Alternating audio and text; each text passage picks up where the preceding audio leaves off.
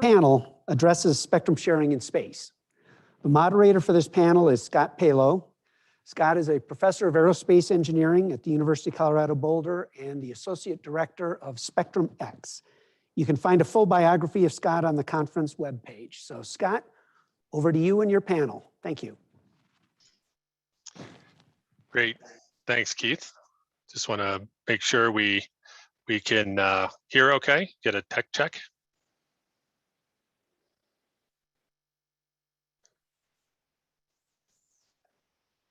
Great, and looks like we have our panelists coming on. If the panelists are available to turn on their cameras to join us.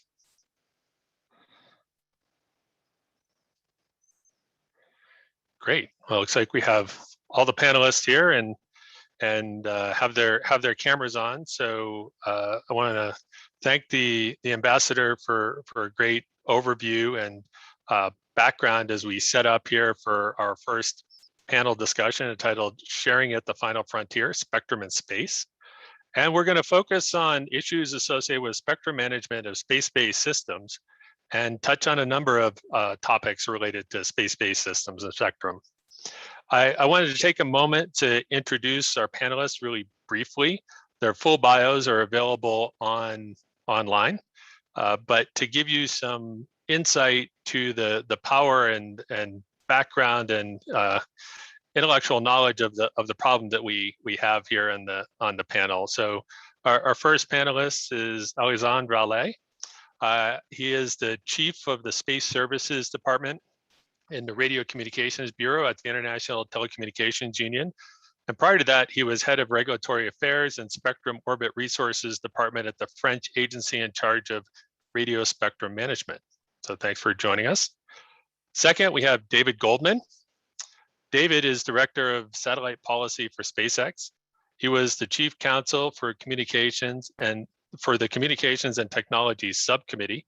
And before that, he served as senior legal advisor for FCC then Commissioner Jessica Rosenworcel. We have Ashley Vanderley, and Ashley is the senior advisor for facilities in the Division of Astronomical Sciences in the Directorate of Mathematical and Physical Sciences at the National Science Foundation. Ashley represents NSF on the NTIA Interagency Radio Advisory Council, IRAC, and its subcommittees, and serves as US Head of Delegation on behalf of the State Department to the Radio Astronomy Working Party 7D of the International Telecommunications Union. And we have Peter Tenhula. Peter recently retired with 25 years service at the National Telecommunications and Information Administration as the Deputy Associate Administrator in NTIA's Office of Spectrum Management. And Peter also chaired the Interdepartmental Radio Advisory Committee, or IRAC. So thank you all for joining, and we'll go ahead and get started with some questions. And the first question I wanted to address to Peter. And so Peter, there are a wide range of ongoing space and terrestrial spectrum challenges. The most notable being the GPS legato conflict that regularly shows up in the news. Others include spectrum frontiers and the use of spectrum bands above 24 gigahertz for mobile radio services. From your prior NTIA experience, can you comment on the most relevant domestic spectrum challenges with respect to sharing spectrum between space and terrestrial users? Sure, Scott, thank you. Thanks for having me. I'm coming to you from the moon. Actually, I'm in a conference room here at the law school at Silicon Flatirons. On your question, a couple things coming to mind in addition to the ones you mentioned. About 4 current battles going on between the challenges, involving domestic and space-based services. And they typically, just to generalize a little bit, is that you look at them kind of like as, are you talking about new entrants versus incumbents, or are you talking about a new entrant and and other new entrants, that are trying to develop, spectrum, some on Earth and some in space. because technology is changing all the time. And Grace mentioned that in her talk about how, technology's probably faster than what the regulation. So, and when I was at the NTIA, we came across all kinds of conflicts. And when I was at the FCC as well, all kinds of various conflicts between the terrestrial side and the satellite side. The dynamics kind of varied, and there was sometimes distortions, in the way that, you had to deal with these battles. It's like Grace mentioned, what is the highest and best valued use of a particular piece of spectrum, and how do you pick between, kind of, and do you choose between winners and losers in that? And and sometimes you're talking about inside a band, in a particular band, and sometimes you're talking about adjacent band. But let me just run through a few examples. Start with the obvious one, is the L band, which is GPS and Legato. And there you've got players with different, postures. You got a lot of government users and non-government users of GPS, and no real central, arbiter or representative of them to deal with that. And so you got FCC and NTIA kind of representing the various interests, and NTIA and FCC did not agree on the outcome of that. And that involves, a new entrant coming in to want to provide terrestrial service, and what are the potential effects to the satellite service in adjacent bands. And you have different dynamics involving the players there. And it's not unlike, terrestrial, other, kind of battles in just the terrestrial space. In the C band, you had a little more, I think, cooperation, because that was an in-band kind of situation, and that involved terrestrial mobile versus incumbent, new terrestrial mobile versus incumbent satellite. And that seemed to work out well. I mean, there's obviously folks that were disappointed, but there were some meetings of the mind. The decisions moved pretty quickly. There's still some issues above 4.2 gigahertz in that band with the aviation side of things. I'll call that space, since it's up in the air. But the satellite folks had been there a long time with their Earth stations, and they realized that they could probably be more efficient, in using that spectrum, and could make room for the terrestrial mobile. In 12 gigahertz, there's an ongoing battle I'll call it an in-band battle between new entrants on the terrestrial side who want to provide mobile service, and the incumbents being the direct broadcast satellite. And there's also a new entrant component to that. So, in that, but in these cases, they require the technical folks to have meetings of the mind, and like Grace said, some level of trust, so that the information the studies that are being provided to the regulators, who are often not that very technically savvy, are understandable and have credibility. Grace was involved. I don't think she mentioned the 24 gigahertz one, but that ended up getting resolved, on an international stage. Lots of conflict internally within the US, and it's a subject of a recent GAO report about how the conflict was handled or was not handled, domestically. So we need a way to figure out to develop trust, especially on the technical side, and that's a challenge. And also to make it understandable to various levels, especially on the political side, because all the times there's distortions in these battles. When the political folks get involved, because you need to explain things to them, and you got and so it's important to bring, I think, kind of multidisciplinary group together, and kind of negotiate in good faith on the basic engineering terms, and what are the assumptions that you're making. So that's the biggest challenge I see. Did I hit all my examples? I think I did. Yeah, no, Yeah. that's Yeah. great. Thanks for that insight. I want to ask, excuse me, if any of the panelists wanted to follow up or have any additional comments on that. Just go ahead and raise your hand in the raise hand button down at the bottom, or as we're going through any of the discussions, if you want to chime in, absolutely, I can, I'll call on you and we can have a discussion. I think it's a little bit more challenging to manage the discussions here in the remote environment. So with that respect, did anybody have any additional comments to follow up on what Peter mentioned with regards to the ongoing sharing, I would say domestic sharing? Yeah, Alexandre. Yes, thank you, Scott. Just to add that the 12 gigahertz issue that Peter mentioned was specifically interesting because it's not simply a new entrant on the terrestrial side versus an incumbent in the DTH market. And it's also that there is a third new entrant, which are the non-GSO constellations, which also use these bands and which in fact add another layer and another kind of service in addition to the traditional DTH service. So it is really, in fact, three actors on this field, and this makes, in my view, this case very interesting because there will be I'm not so sure that it's possible to share between the three of them. Probably two of them can coexist, but three of them it may be a little bit difficult. So the proceeding will certainly be interesting for this from this point of view. Thanks. Thanks. I guess and also wanted for the audience to explain that NGSO, for those that are not familiar, is a non-geostationary orbiting spacecraft. So these are spacecraft that orbit the Earth every 90 minutes.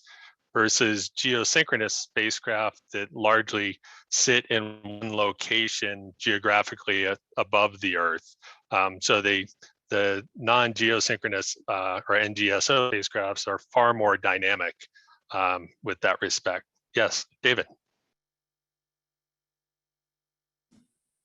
Hey, yeah, thank you. I feel like, so first let me thank you for including me and inviting me. This is great. I'm really excited about it. I feel like I have to speak up now as one of the NGSOs that's using the 12 gigahertz band. I think that's why Peter raised it, was just to bait me to get involved in it.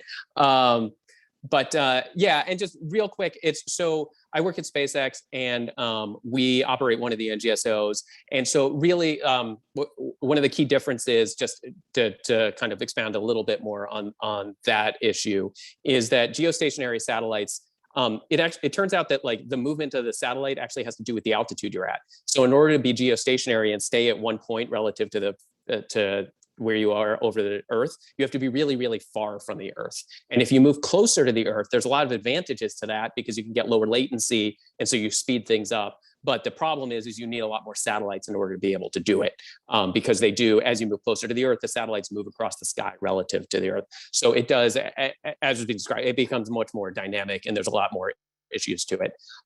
In the 12 gigahertz band, it actually is an intensively shared band already. Because there's not only, one of the things that I think gets lost a lot when we talk about spectrum is people are very used to terrestrial spectrum and terrestrial spectrum assignments, which tend to be exclusive. For satellite uses, it is all shared. Satellite bands, I can't say that every satellite band is, but at least a lot of the bulk of the ones, and certainly the NGSO ones, are all shared among different operators. So this band is shared, 12 gigahertz is already shared across 3 different technologies, different services. So there's already a terrestrial service called MVDDS. There's the geosynchronous satellites, so the ones that are really far from the Earth, and they're doing satellite television. And then there's several NGSOs in there already. So this band is already shared across 3 different industries, and within each of those industries, a number of different operators. So what the dynamic is there is the terrestrial operators are asking to expand their rights. So this is a shared band where we actually, instead of going towards sharing, it's The discussion is, do we move away from sharing and do we expand the rights of the terrestrial operators in there? Whereas I will tell you, like from our perspective, we operate below the noise floor. Like in order to be able to share and accommodate, the rules are already so tight in this band that we have to operate at such low power that if you increase the power of other systems, that it necessarily basically breaks our link. And so you can't connect anymore. And so the discussion in 12 gigahertz, I'm not sure it's exactly the way that Peter described it. And again, he's probably just baiting me anyway, but it's because this is a band where you have a ton of different operators doing different technologies, different services. And the question is, can we give more rights to one of them? And how much harm do then we cause to the other services in order to be able to do that? Yeah, I mean, we shouldn't take it over on that, but I think that one has it in particularly, I actually don't think this one fits cleanly into the dynamics of other bands where it is necessarily a new entrant versus an incumbent. I think there's a lot moving in this one. Yeah, and I will say that, I'm coming from a technical side in engineering and learning a lot more about policy over time. And the more I peel back the onion, I keep finding there's more movement in all these places than I anticipate. The complexity, I always find surprising as I learn more about the issues. Ashley, did you want to comment on that? I do have a question for you, so I'll move into my question after you make your comment. Yeah, so a very brief comment. I wanted to add one angle of complication to this as we talk about incumbents. And there's a little bit of a difference here between rights of protection to transmit and the idea of sort of rights of transmission. And I bring this up because the original space-based system is actually nature. So I did want to highlight for those folks who think about it, that nature is always transmitting, right? The sun is transmitting at all kinds of frequencies, stars and satellites are, and galaxies, the atmosphere is. And these transmissions don't require a FCC license to be able to transmit. They're always going to be transmitting whether or not we want them to. And so that's something I wanted to highlight, that scientists have sort of rights of protection, so to speak, in certain bands that have been identified to be the most important for science. But irregardless of that, scientists are always looking to glean information. And so it's also important to just note kind of across the frequency bands that scientists are going to be looking to glean as much information as they can where nature is choosing to transmit. So that's something to kind of keep in the back of your mind all the time. And this is especially important as we think about things like solar flares that can have an impact on our commercial space system. So I did want to just raise that point. That's a great lead in. So I wanted to ask, so Ashley, you've been involved in the scientific use of radio spectrum for many years as an astronomer, and more recently as a senior advisor at the National Science Foundation. The radio spectrum is critical for a myriad of scientific applications, including weather forecasting and scientific exploration, such as radio astronomy. So I wanted to ask, from your perspective, what is the rapid growth of commercial space systems on scientific users? Also, what do you see as the opportunity and challenges for sharing as these systems evolve and expand? Yeah, that's a great question, Scott. And I think, as Grace mentioned in her keynote, advanced sharing technologies and really driving on the research and development and innovation is going to be the key as we move forward. And that's kind of part of what's motivated NSF to establish the Spectrum Innovation Initiative and really try to drive research dollars towards that. The question if there's an impact, hopefully I can describe, very quickly. Yes, there's an impact, but it's not necessarily all negative. And it really depends on, what angle you're coming from. As Grace mentioned, what is the highest and best use? It really depends what your mission is. So I wanted to emphasize the fact that, here we really all are on the same team, right? So we're trying to, at least from the scientific perspective, glean that knowledge that is going to be useful to benefit even commercial systems. So Scott, you're really familiar with CubeSat. So this is a great example of a research area that NSF has funded.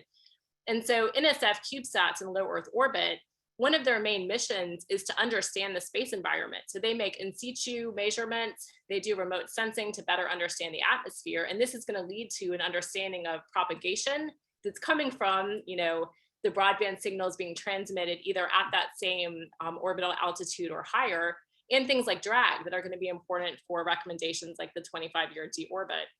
So, that research and information is really helpful to contribute back. And so this is where science is not really just the purview of scientists. This should be knowledge and information that all of us are learning and sharing with each other, which is the scientific process. The other point I wanted to kind of make related to impact is, highlighting that there are different needs, different tensions and stakeholders. And so this can really complicate, how you evaluate and how you make decisions. And you really want to do it thoughtfully and carefully. So 2 quick examples there. I think one, atmospheric water vapor is a great example. If you think about radio astronomy from the ground, they actually choose bands to observe, atmospheric and effects in the universe based on where there's not water vapor. And so, for example, 86 to 115 gigahertz is a very transparent window. When you get above 116 gigahertz, you have a water vapor line. So it's not really a useful band per se for most ground-based astronomy unless you're on a very high mountain without a lot of atmosphere above you. Same with 24 gigahertz. But those bands are very valuable, as you know, for atmospheric scientists. They're going to use that for climate and weather modeling. So you see, even in the science perspective, there's not a common view on what band matters the most. It really depends what you're trying to study. Another example, I was really glad that Peter brought up on the global navigation system and GPS, global positioning system that the US runs, because I think this is just another example to really illustrate impacts of commercial systems and the fact that there's kind of this very dynamic system. So when GPS was launched, around 1500 megahertz, 1200 megahertz, huge impact, negative impact to radio astronomy. So they do a lot of observations from 1 to 2 gigahertz, only protection in a couple little bands that are the most critical. But wherever these GPS signals are, it's not possible to glean that really faint information from the universe anymore, from a distant galaxy. So astronomers have to just, cut that piece of the band out of their data, and they can't glean that information. So a negative impact, you would say, to scientists' ability to study the universe. At the same time, however, though, radio astronomy provides really useful information to global navigation by providing the most precise Earth orientation. So the Earth is constantly moving, stars are moving, and so we need to know where the Earth is and where the satellites are for things like traffic management.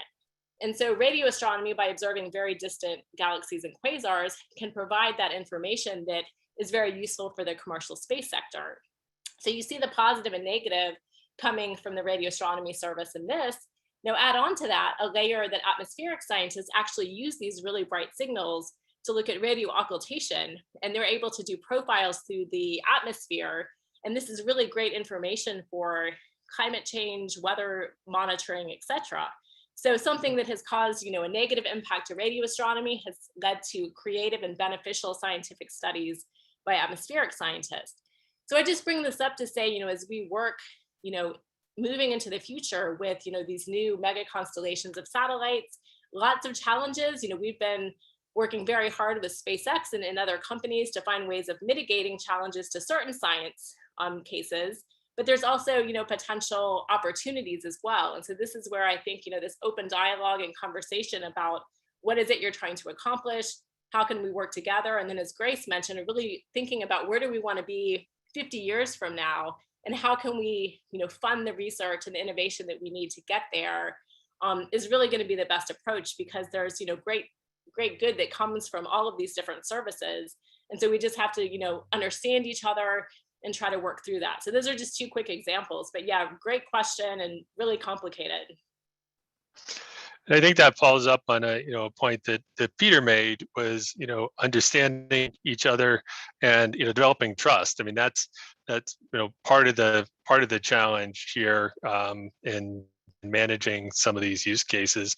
I guess I wanted to ask David. I know Ashley had mentioned coordination and collaboration between the scientific community and SpaceX. Could you provide any insights into that, and how that process works, or lessons learned for the folks listening?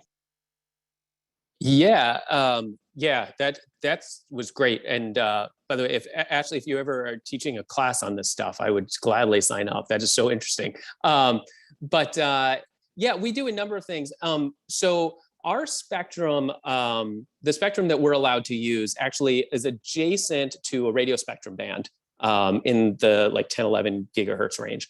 And so one of the things that we did right off before we ever even started operating is we got had an arrangement with the radio astronomers who were using that band, where we've essentially 250 megahertz of our adjacent band that is theoretically under our license that we have access to, we've essentially used as a guard band, and we just don't use that band in order to be able to, because the radio astronomy readings that they're doing in that band are so sensitive that if we're operating immediately next to it, that there could be bleed over. So in order to avoid any of the bleed over, we gave up 250 megahertz in order to be able to give enough space to be able to have that. And we're constantly in discussions with the radio astronomers.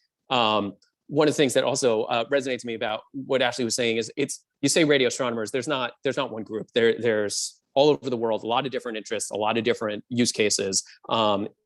It's all of this is heterogeneous. And so there's a lot of different discussions, and it's constantly ongoing because we're constantly evolving our technology. But also on the radio astronomy side, the technology is constantly evolving. So you can't just strike one deal and say you're done. This has to be an ongoing conversation, and we're constantly learning from each other. And as our services are evolving, we're having the conversation. We're trying to be as transparent as we can about what we're doing and try to learn as much as we can about what's evolving on the radio astronomy side in order to be able to make sure that the arrangement we have is always putting, I mean, with a 250 megahertz guard band, that's great and that protects the service, but that also means that there's now a huge chunk of spectrum that's basically going unused. So is there a way to think about, again, to the highest and best use, is there a way to think about that as we look ahead going forward? And, you know, the only way to do that, as Peter said, is to continue to talk and learn. The other one that got a lot of attention, we got surprised actually on our first launch that our satellites went up and they're reflective. And it means that we are so low, we operate so low and so close to the atmosphere that you could see them. And we didn't know that was coming. And so that was troubling. I think that, you know, the first couple of launches wasn't such a big deal and could be worked around by the optical astronomers. So not the radio astronomers, but the optical astronomers. But we saw what was coming. And so we got heavily engaged in a lot of discussions with optical astronomy groups to learn what works and what doesn't, what do they need, what are their use cases, and what can we do. And we've taken a number of steps to mitigate how we operate now. And so, for example, like our satellites, we turn them on their side when we first deploy them so they don't reflect in the same way. For a little while, we were putting visors on them to block the sun, to prevent reflectivity. But this is also an ongoing discussion because the optical astronomy, the technologies on that side and what they're trying to do on that side is constantly evolving as well. And so, and as we're developing the new our new systems and our new satellites, we went from kind of bolt on new ideas and like figure out how to go, that as we're moving forward, we have this in mind. And so we have like reflectivity mitigation by design as opposed to a bolt on idea at the end. But nobody knew this was coming. You can look through all the discussion ahead of our launch. Nobody said anything that this was a possibility. And so this is one of those things that we have to learn from experience. And because we're essentially first movers on a lot of this, we are spending as much time as we can and as much engagement as we can to try to learn and potentially, we hope, set best practices. Another thing that we've learned actually that was kind of counterintuitive is that lowering your satellites closer to the Earth actually is better for astronomers, for optical astronomy. Because when you're further up, you're moving across the range of the sky, your view of the sky much slower. The closer you get, the quicker you move. So actually lowering your satellites is actually much better.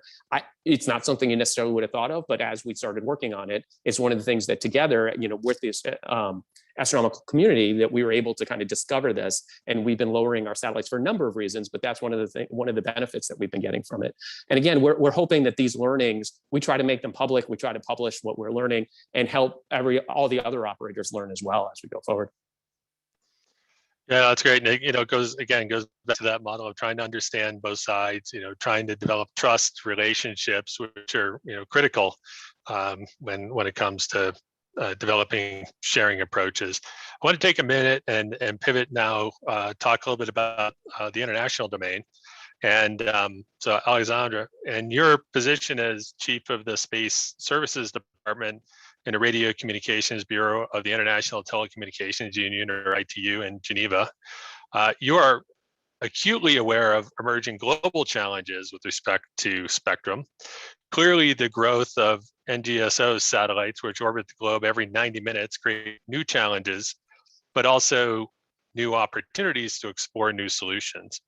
I wanted to ask if you could provide your perspective from the ITU, what you see evolving internationally and with regards to the opportunities and challenges for sharing spectrum with regards to space. Yeah, sure. Thank you, Scott, and thank you for the invitation. Well, what we see is 4 main trends.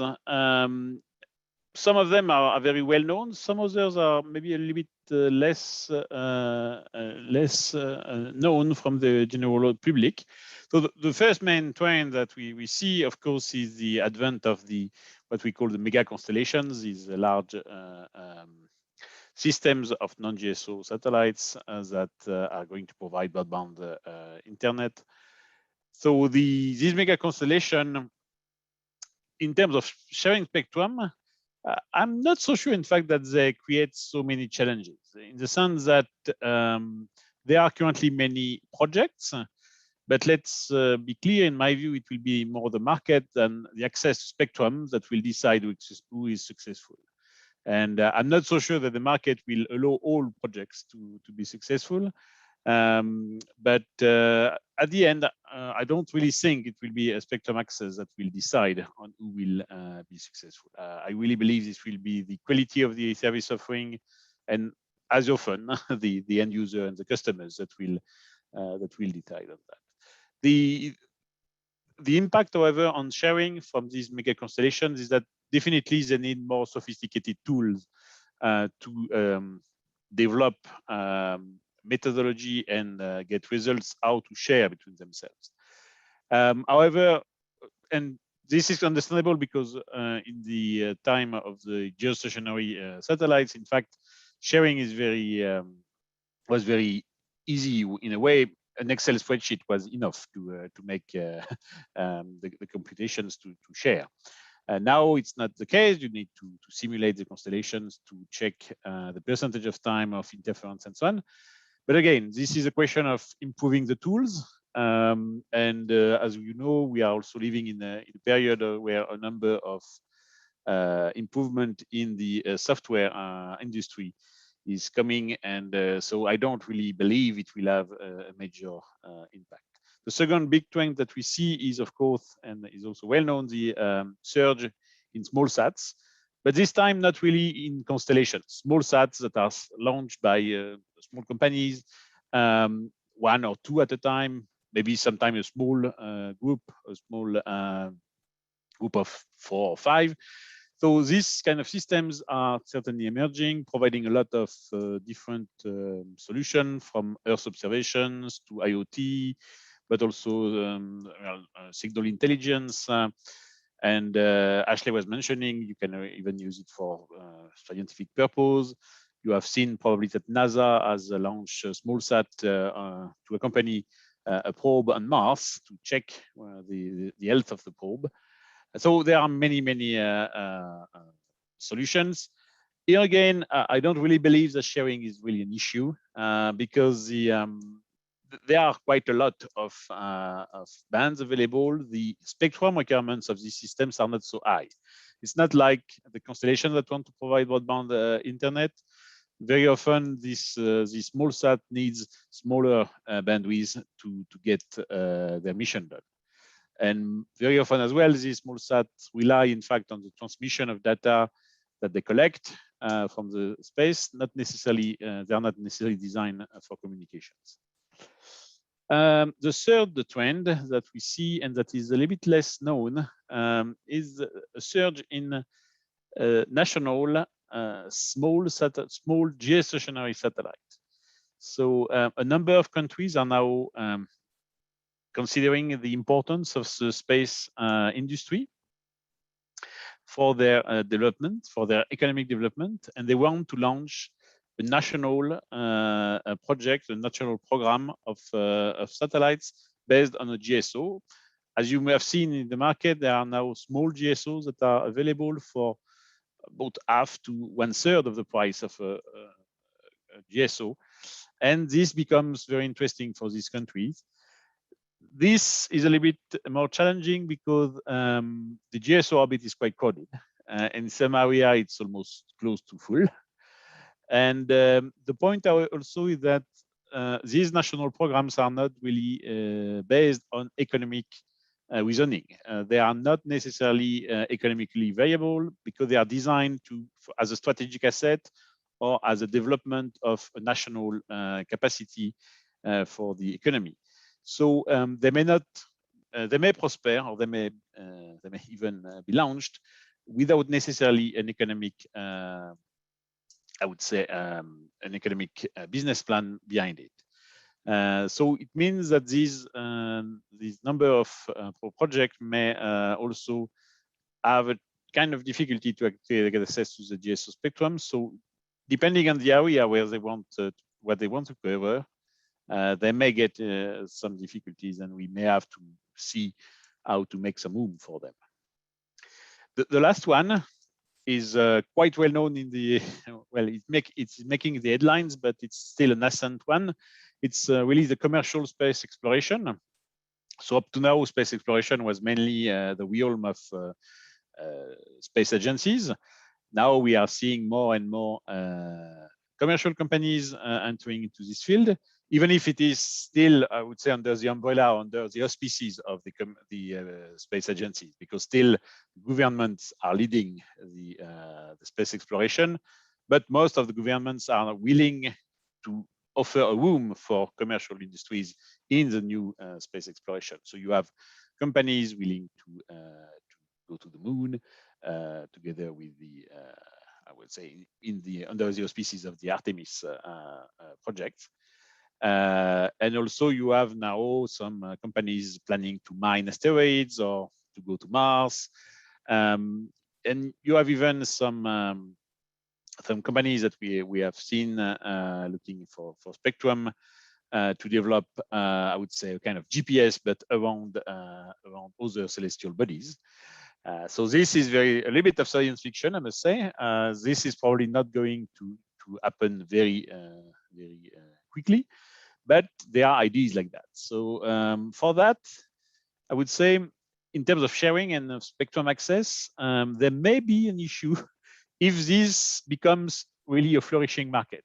So we don't know yet because this is very nascent, but if really there is a lot of commercial development for space exploration, then we will have to probably identify new spectrums through the traditional means of having new allocations through the World Radio Conference. Because currently all the spectrum allocated for the space exploration was done on the basis of the requirements of the space agencies. And they were very, I would say, cautious to use their spectrum very efficiently and to minimize the spectrum requirements as much as possible. I feel that if there is really a development of the space exploration, especially if there is a development of the mining industry in the outer space, there will be a growing need of additional communication links and therefore additional spectrum requirements. But that is more on the longer term, probably in the next 8 to 10 years. So in summary, that's the 4 trends that we see. Well, it looks like you got some interest here from the other panelists, and I'll go to David here, and I suspect that Ashley is going to have a comment about the radio quiet zone in the lunar environment, the shield zone of the moon. But wanted to hear David's thoughts first. Hey, yeah, and I will try to be quick. I want to hear what Ashley has to say too.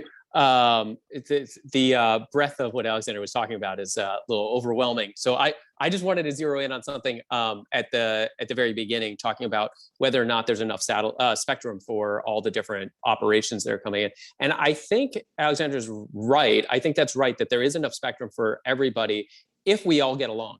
And I think the if we all get along is really, really the important part. And when we think about policy, the way that it works for the kind of spectrum that we're using for our next generation satellite systems, as I was mentioning earlier, it's all shared. Basically, the requirement is that we need to negotiate amongst ourselves on how to resolve any interference problems. that means that all of our policy, as we think about our policy, is setting the stage for those negotiations. It's setting the table for when you're starting to talk operator to operator of how can we get our systems to work together. And it's the regulations then drive what are the incentives and who has an incentive to concede anything, or how do you work together. And as Alexandre was saying, there's technologies that's evolving that's making it easier and easier to be able to coordinate, or I shouldn't say easier, but possible to coordinate in new ways. But those cost money, and they cost money in R&D, they cost money in time, makes your satellites more complicated. And so you need to have policies that drive you to drive operators to want to invest in getting along. And so I think Alexandre's right that there is enough spectrum for everybody and that it can be driven by the market, but that is contingent on that the policies actually encourage all operators, everybody, to sit down at the table and work together and to actually invest in improving their systems in order to be able to share, because otherwise the incentives go the other direction. Because otherwise, in a shared environment, your incentives are actually to build a system that can't share well, because then you can bump out all your competitors by having a bad system, and it saves you money by doing so. So I think that's the key, is to get this to work. You have to be thinking out what are the incentives and how are we driving operators to do the right thing. And I'm gonna circle back to that question in just a moment to you, David, about incentives and the challenges and efficiency, but I did want to give Ashley a chance to respond here.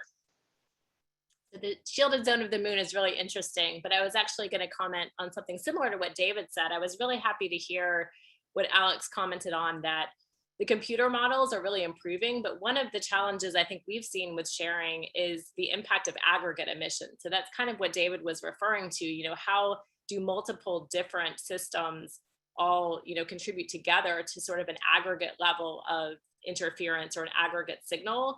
And so just a concrete example of this is the steps that he described for the SpaceX system to actually meet the radio astronomy recommendations does permit about 2% of observations from a single operator to cause interference 2% of the time, because they said, okay, no one's perfect, we permit about 2%. And so you can have two operators each causing 2% of the time interference, but the international recommendation says, the aggregate of all operators should be 5%. So then you can do the math and you get right to the point David was making. What happens when the third operator comes in, when two of them are already providing 2% interference? What is that aggregate interference? And, that really needs to be included in our models. So that's a very important, line of effort to make sure that models include that aggregate, but then also what David was mentioning about incentives. So just wanted to add that point in. Great. So thanks, Ashley. So David, back to your comment about the rules and sharing.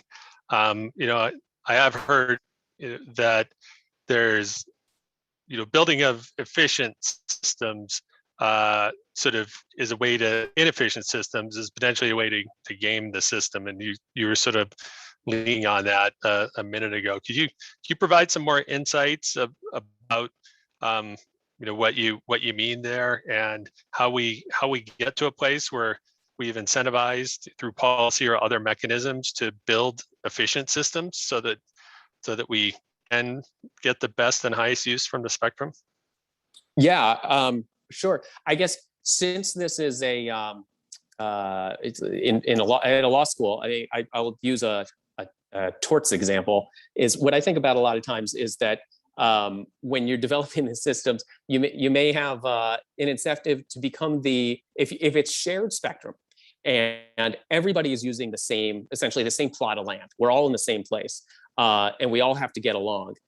I may have an incentive to build as much as I can, but then become the eggshell plaintiff, right? Be as sensitive as I possibly can to interference. So that way, if anybody else comes later, or even somebody is coming at the same time as me, that I come in and I'm able to turn around and then scream and yell that, oh my gosh, they're causing me interference. Now, the question is, and this I think should be a question that's not just in space, actually. I think that it's spectrum across every facet of this. The question should always be, when someone's saying that they can't share or they're specifically subject to interference, is a question because the physics requires that, and a lot of times it is because of the physics, right? It's if you're operating like we do referencing earlier the 12 gigahertz, we're operating at such low power that there's physics there that it's just like we get interference just if there's higher power, we're at such low power, it just does it. But is the question always physics, or is it the technology? And is it that you didn't invest in the technology that allows you to be able to coexist? And I think that's one of the things that policymakers need to be able to suss out when they're looking at these issues that are coming up is, are the people who are complaining about interference and they're saying that they can't share or they can't coexist, is it because of physics? And sometimes it is. Or is it because I built a system? And there's two reasons. Now, I may have built a system because I just didn't want to spend the money on one that can share, but I may have built a system intentionally sensitive to interference because in a shared environment, the more sensitive I make myself and the more I make it that I'm not able to get along with anyone, the more that I will be able to claim the territory for myself. Is if all the rule says is you guys all negotiate amongst yourselves and figure this thing out, and then the regulators are going to step back and we're only going to come in if there's interference. My incentive is now build a system that claims as much territory for myself as I can. And so one of the things that I think policymakers can do, and we've actually have a petition in front of the FCC on this, is actually reward operators who meet some level of efficiency. And I know there can be a fight over what efficiency means, and putting that aside, and we can fight over what efficiency means, but come up with some sort of metric of what efficiency is and reward the operators with more spectrum or some, there's different ways to do it, but reward the operators who are actually investing in the systems that meet the metrics for efficiency that we decide on. And then you can kind of flip the incentives around. Instead of a race to the bottom where everyone wants to build the least efficient system to claim territory for yourself, that everybody now actually wants to build the most efficient system in order to be able to reap the regulatory rewards that are put in front of you. So you can have carrots and sticks put in there. Great. And I saw, Peter, you were nodding your head as David was talking.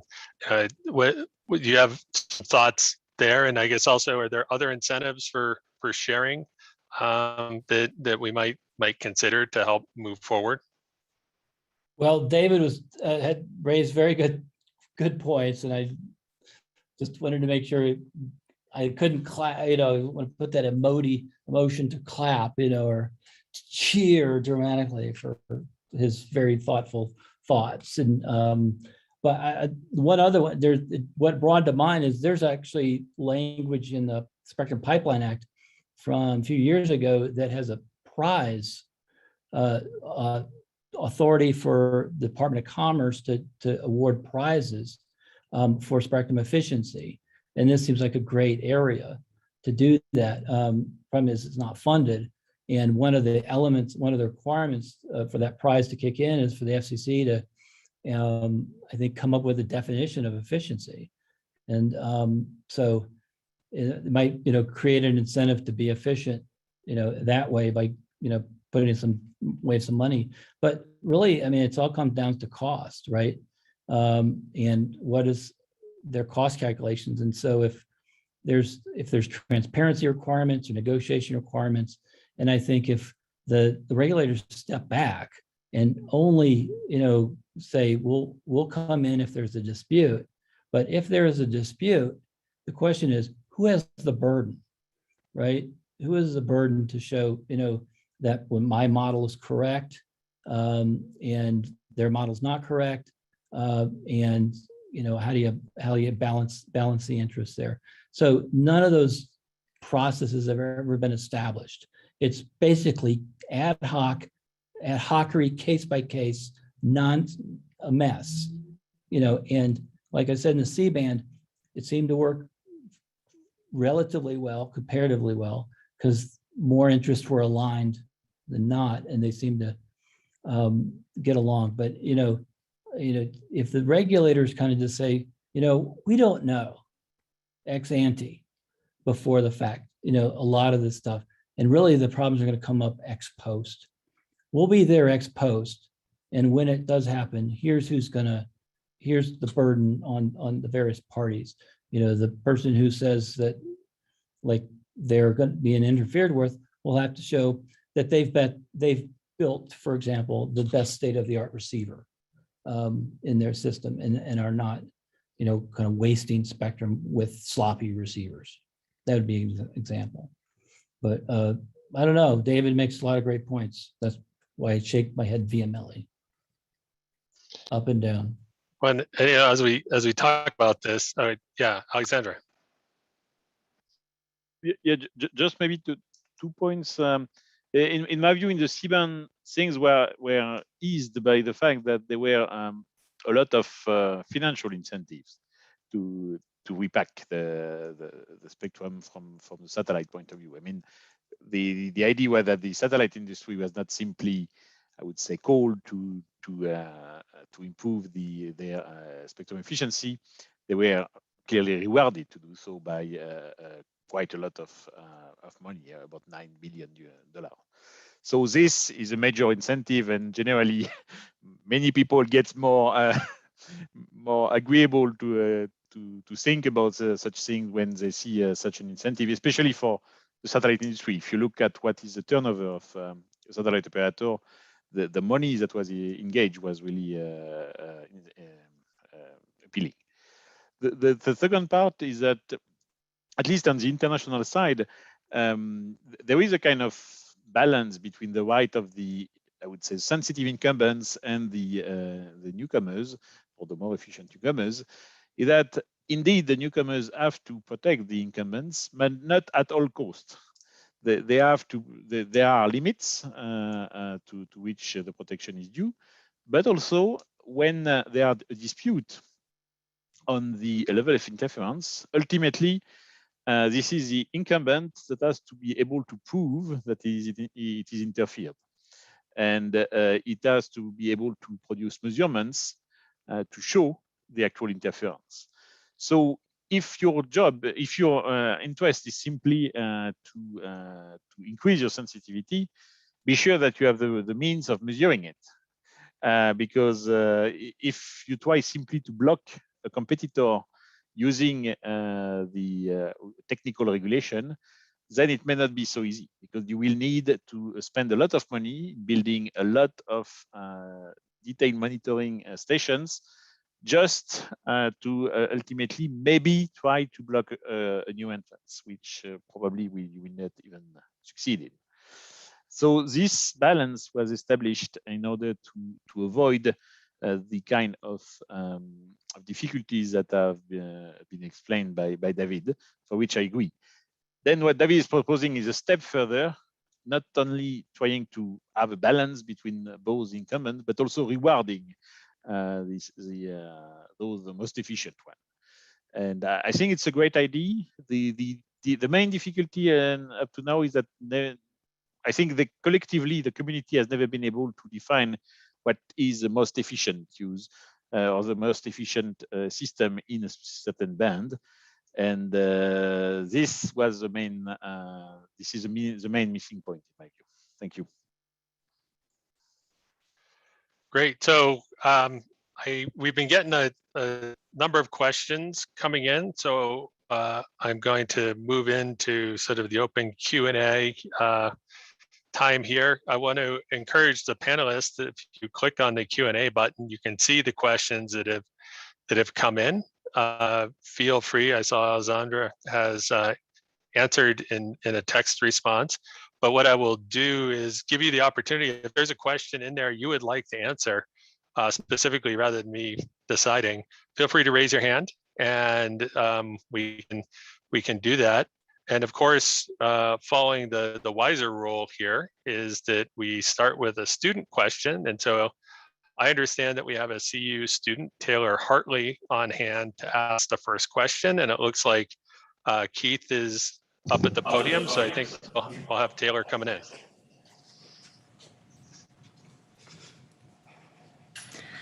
All right, hello. That was so much fun. Thank you so much. My name is Taylor Hartley. I am an MBA student here, and I have a background in intelligence, surveillance, and reconnaissance. So my big question is, what does security look like in these non-terrestrial networks and a shared spectrum? Are there more concerns, less, and what's happening? A great question, and there's definitely lots of discussion about cybersecurity with regards to space systems. Alexandre, you want to comment on that? Yes, thank you. Maybe the first answer is that very often the weak point of the satellite systems are in fact the terrestrial part of the satellite system. So the ground segment of a satellite system is the most vulnerable to cyber attacks, simply because it is also the easiest one to get access to. Cyber attacking a satellite system, it's certainly a satellite itself in space. This is certainly possible, but currently it requires a lot of technology that is not really available to I would say, a large number of entities or governments. What is much easier is indeed to hack the ground system, the transmitting stations toward the satellite, and then use it as a backdoor to the entire system. Of course, this calls for more security on this part of the satellite systems. I would say the satellites themselves, they are quite well protected up to now.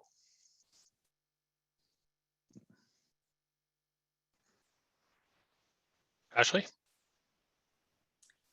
Yeah, I just wanted to highlight, I think this is a fantastic question. And so this is something that NSF, the Directorate for Engineering, has been investing in a lot. And it's not just for the areas you mentioned in terms of reconnaissance and intelligence, but also just as we think about keeping our data secure, whether it's your stock market portfolio or your banking or personal communications you have with family members. So I wanted to highlight one program at NSF called Secure and Trustworthy Cyberspace. And this is definitely looking to fund research to address those challenging scientific and engineering problems. And they highlight that there's many components of that system that you have to consider for the security and privacy. And so, this is an active area of research. So, I think what you highlight is very important. It's going to just become an increasing area of research as we have more and more wireless devices. You have to worry with backward compatibility, with things like the Internet of Things, making sure that, the old devices are actually not easier to get hacked and then get into other, devices in your house, for example. So, this secure space, very active area of research. So, fantastic question. And, happy to point you to a number of, the research grants that we funded in this portfolio or get more information, but just wanted to say, great question and very active area. I think there's also sort of an interesting sort of ongoing challenge, at least for a lot of the new entrants who are getting into small satellites. They oftentimes are the ones that maybe aren't as secure, and there's a push with the challenges in space debris to have maneuverability on orbit. So to be able to have propulsion so that you can change your orbit or avoid a potential collision.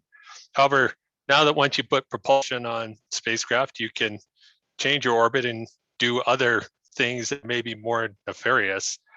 So it creates an interesting challenge with regards to having the capabilities to maneuver, but also requiring sufficient security so that those spacecraft can't be used for nefarious purposes. I didn't know David operating. David just disappeared here. Oh, there he is. You put your hand up. That's why you moved when you put your hand up. I was gonna comment. As an operator of the largest satellite constellation, what are your thoughts regards to, I would guess, both cybersecurity and then also the increasing challenges for orbital debris? Oh, with the debris also. Yeah, so I guess addressing security first, and I don't want to claim to be a security or cybersecurity expert. I have some passing knowledge, probably enough to be dangerous, so I should be careful. But one of the things that, just to add like one additional point to it, is these systems are global, right? And so unlike even geostationary satellite systems that could be operating in a specific region, When you're non-geosynchronous, almost by definition, not all of them, but most of them have some sort of global reach. So you're dealing with a lot of different countries. You're landing your data in a lot of different countries, and these different countries can have different laws and can have different policies and different approaches. And so just think about if you're landing in one country that says everything is very, one country is very privacy focused and says everything needs to be encrypted end to end completely and locked down and you can't even access it yourself.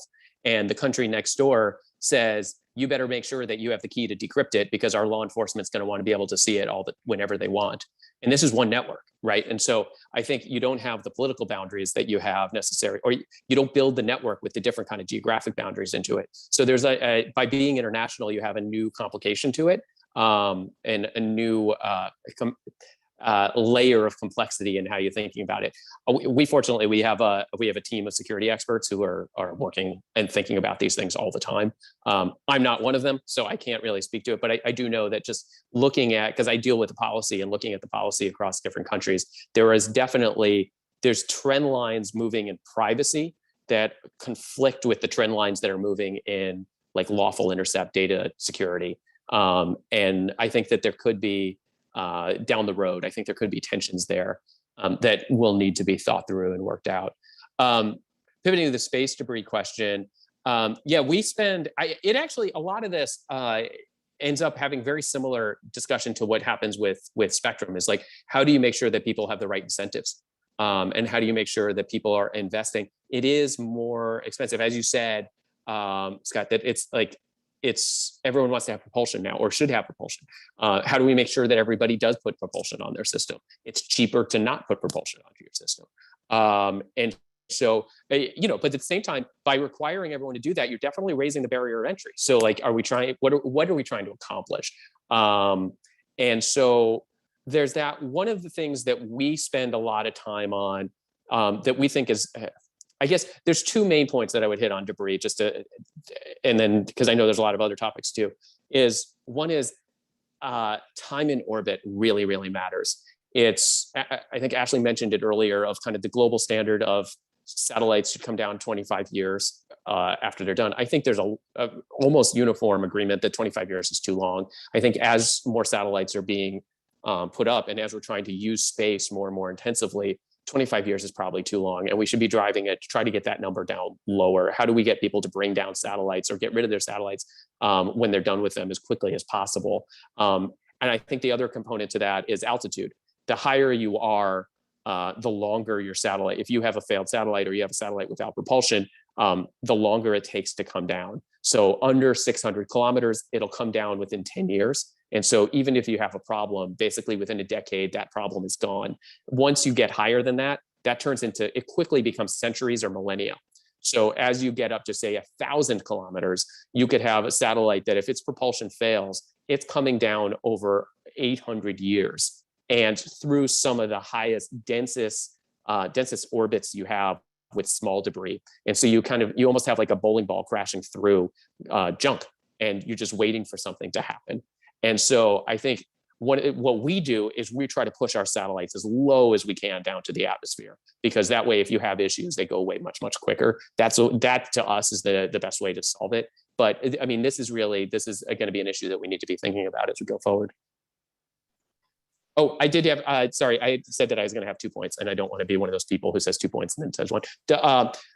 Just knowledge, one of the things, and I think this is something that maybe NSF can help us with too, is knowledge of where satellites are and where objects in space are, but where they're going to be. It's actually, because like where we operate is essentially still at the highest reaches of the atmosphere. So we're still affected by the atmosphere. And so that means that it's the uncertainty of where satellites are going. It is high. It's really hard to predict. And you would think you could map it out really easily, but we just don't have the technology right now. Mankind does not have the technology right now to have really accurate predictions of where things are going to be. So one of the things that we really should be thinking a lot about in order to make sure that space is sustainable and we can use it as intensively as we can for commercial, but also for scientific exploration, is better understandings of where things are and where they're going to be. When we know where they're going to be, you can avoid it. It's the uncertainty of where something's going to be that really raises the risk. Absolutely. So we got about a little under 10 minutes here left in our discussion. And I wanted to give the panelists an opportunity if there's something pressing that we haven't discussed, something that you think is important for the audience to hear about, if you'd like to bring that up for a final discussion. Otherwise, I can throw out one or two more questions, probably only about one. Ashley. I just wanted to quickly address a question that came up by an anonymous attendee to ask about experiences practicing radio astronomy as a female scientist. And what I wanted to just remark on is that, I always felt very supportive, and that my gender had nothing to do with ability, and was very much encouraged as an undergrad, in high school, even in graduate school. And the reason I wanted to just mention this briefly is I think one of the things that's really important for us to consider is looking to broaden participation in spectrum management, right? So we want to have a group of, technically trained, from science, engineering, law, that understand the international policy that really reflects like the diversity of our nation. And so that's, something important to think about, how we can move towards a workforce. There's lots of challenges that I think we see moving forward, that we're not going to have the workforce that we need for all of these challenges that we've described in the past hour.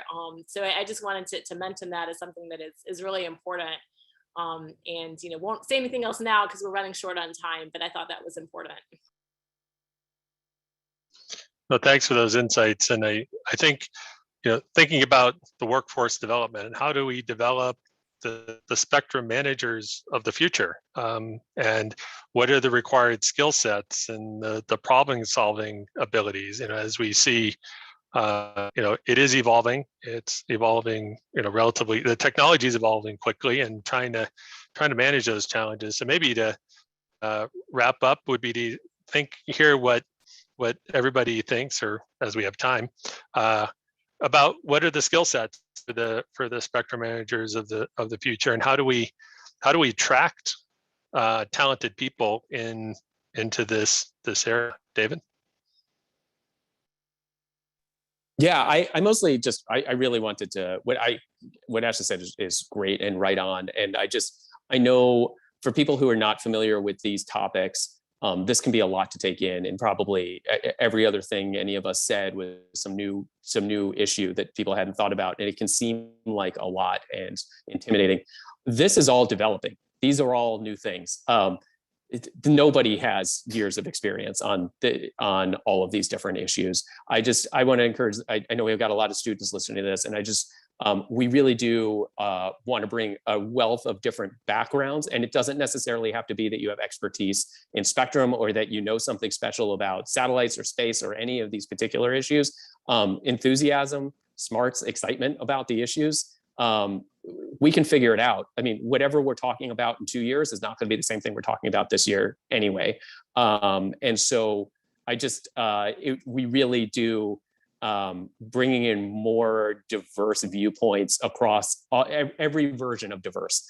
I just really, all the students who are listening, like I can't encourage that more. And I hope this all seemed accessible, and I hope there's nothing that intimidated anybody out of doing this, because I really think that this is something that is fun to get into, and you'll be at the bleeding edge of new technology and new policies.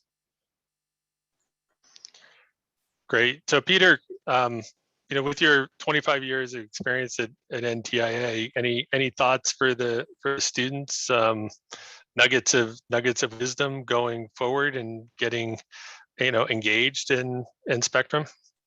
Well, I used to think it's not rocket science, but oh, guess it is for some areas. It is not rocket science. You fall into this, like most of us, accidentally.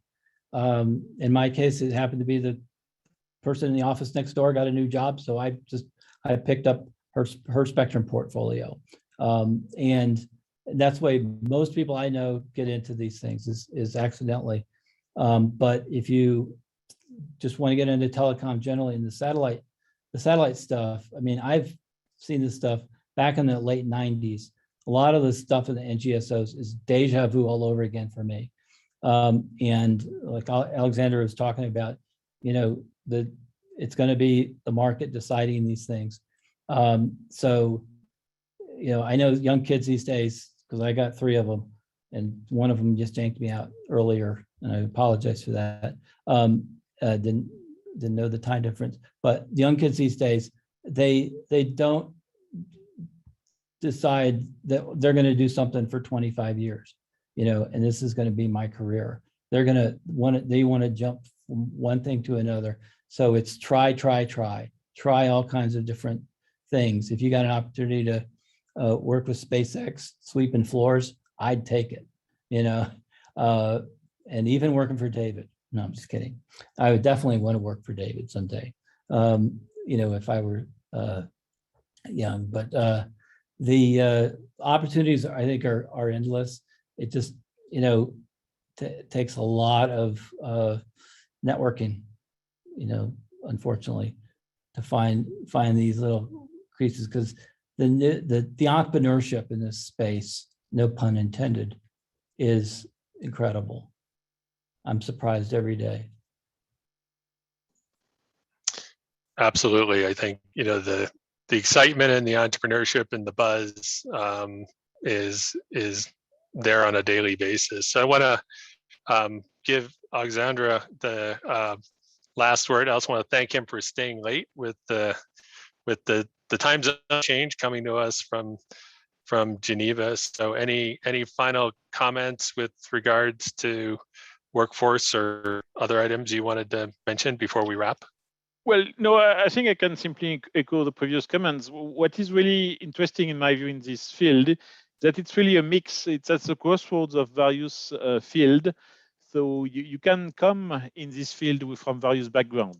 You can be a lawyer, you can be a policy analyst, you can be also an engineer, or even a scientist.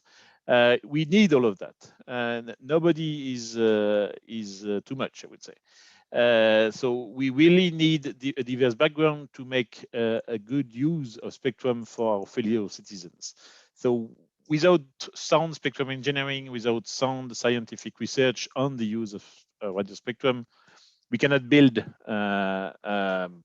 progressive policies that will benefit the society. But similarly, if we stop at the level of spectrum engineering, if we do not transfer this information and the wealth of information to the political level and to the people that will decide the best value that we can use from spectrum, then we cannot neither reach the entire components of our societies. So really, every field is called to act in the spectrum policy domain. And this is this is increasing and increasing because more and more applications now of our daily life relies on radio. There are less and less activities where you can say there is no radio involved in this activity. So yeah, I think everybody should should consider making a contribution to it, and certainly this would be very welcome. Thank you very much. Thank you, and I want to thank all of our panelists for the time and effort they put in, their thoughtful comments and participation here. So and making this an excellent opportunity to have some discussions about ongoing and emerging trends. So with that, I think we're wrapping up the panel, and I'll turn it back to Keith in the law school.